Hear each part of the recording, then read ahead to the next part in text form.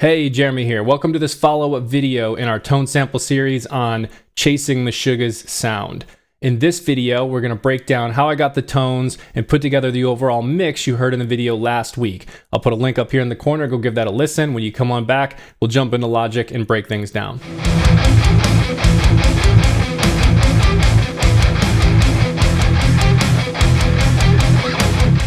Hey everyone, welcome back. We'll go ahead and just pull up Logic and start breaking this down. So we will start with the drums. This is the GGD or getgooddrums P4 Matt Halpern signature pack. And here is what the final mix of the drums all together sounds like.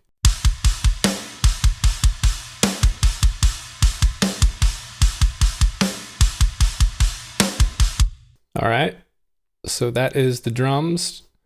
The next thing is the bass. Bass, we are using the Parallax plugin from neuraldsp. This is a MIDI bass. I do not own a bass myself just yet. Hopefully one day I will buy one of my own, but for now, this is a MIDI bass. So when you hear it soloed, it obviously sounds like a MIDI bass. In an overall mix, it at least helps kind of bring up the bottom end and fill things in. You can't quite tell it's a MIDI bass in a full mix, but soloed, you can absolutely tell. So here's what it sounds like by itself.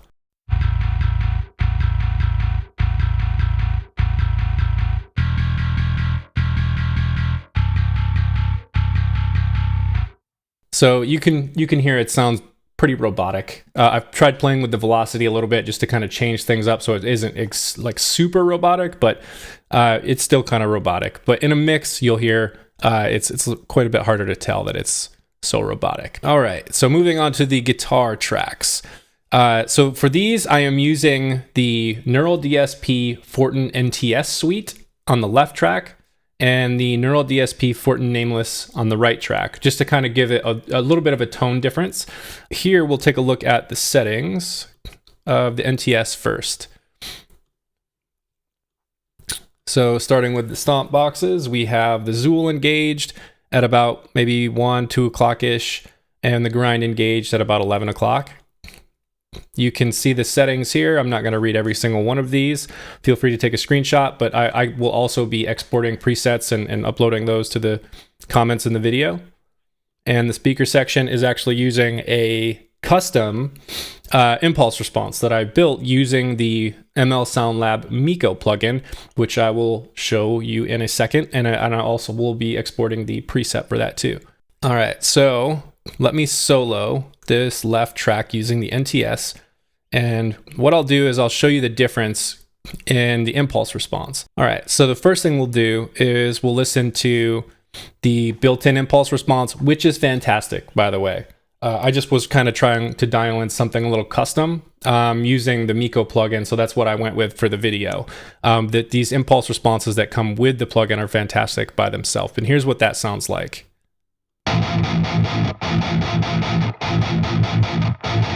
Okay, so that's what it sounds like with the built-in impulse responses.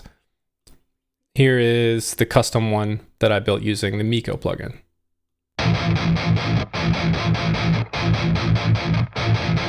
So not a massive difference, but I was trying to go for something a little bit more custom. All right, and so for the right tracks, we are using the Fortin Nameless. For that, we are using these settings. So in the stomp boxes, we have the Zool engaged at about 2 o'clock, grind at about 11, pretty much the same settings as the NTS.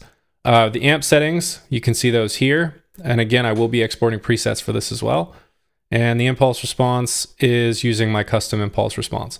We will go ahead and do the same thing with the NTS, and we'll just do same mic setups as I just demonstrated with the built-in impulse response and the NTS, condenser 184 and ribbon 121, and we'll give that a listen, and then we'll hear my custom impulse response.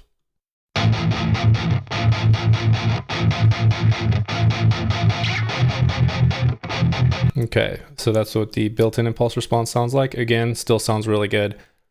Here is the custom impulse response that I used for the video.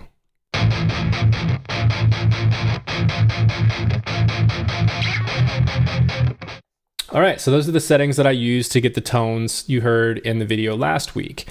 One thing that I did want to highlight is one of the comments or bit of feedback that I got was, if you're going for that Meshuggah sound, you really want like a wall of sound with the guitars. You really got to layer them on thick.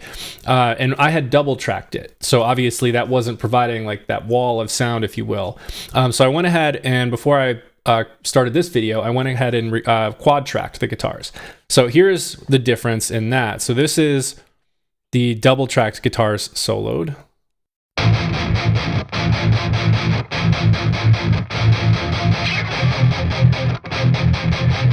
And here is what they sound like now being quad tracked.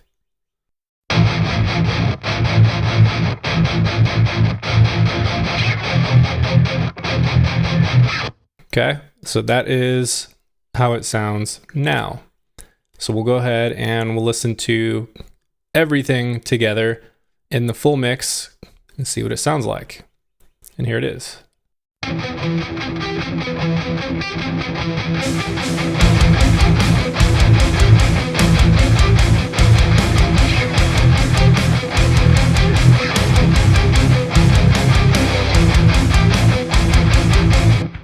So as I said before, when you hear the bass in the full mix, it just kind of helps fill in the bottom end.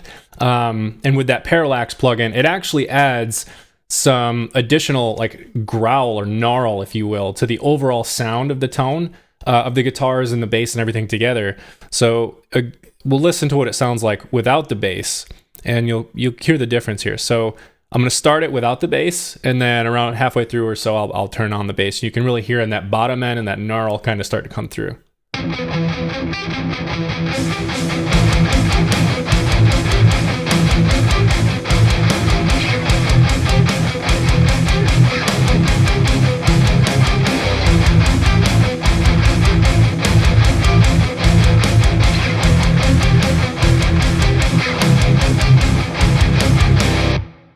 So you can really hear the difference there, even though it's a MIDI bass, and when you hear it soloed and it sounds kind of robotic by itself, in a full mix, it really helps kind of fill in that bottom end and add a bit of gnarl using that parallax plugin. All right, and so the last thing that I wanted to show is how I built the custom impulse response using the ML Sound Lab Miko plugin.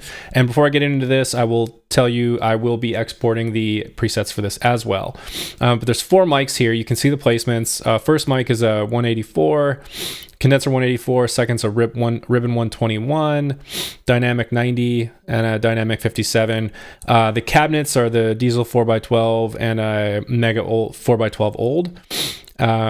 You can see all the settings there. So the only other thing that I would point out is for microphone 2, I brought the phase up to 90 and microphone 3 up to 270. I just, as I was playing with things, I really felt like bringing those phases up or changing those phases on those 2 microphones helped the low end kind of come through a little bit better. And overall, it gave me a more pleasant tone, and at least for what I was looking for. So I kept it. That's what I've got. I'll export the preset and you can play with it yourself. So that is the overall mix, how I put together the IR, what I use for drums, what I use for bass, how I doubled and quad tracked the guitars. The panning on these, if I didn't mention before, is I have a hard left and then a hard right, and then 45 left and 45 right, and the volumes are cut back a little bit. So the hard left and hard right are at negative 5.6, and then the 45 we're at a negative 11. So kind of cut those ones back in the mix a little bit more. That's it. That's everything. That's how I put together the tones, the overall mix, the sound. Again, was going for a Meshuggah sound in this one. So what are your thoughts? Was I close? Was I way off? I'd love to chat with you about it. Hit me up in the comments. We'll chat it out. If you liked what you saw in this video, please do subscribe. Hit like and share. Let your friends know what you saw here. And don't forget to hit the bell to be notified when I upload new videos. And as always, thank you for your support.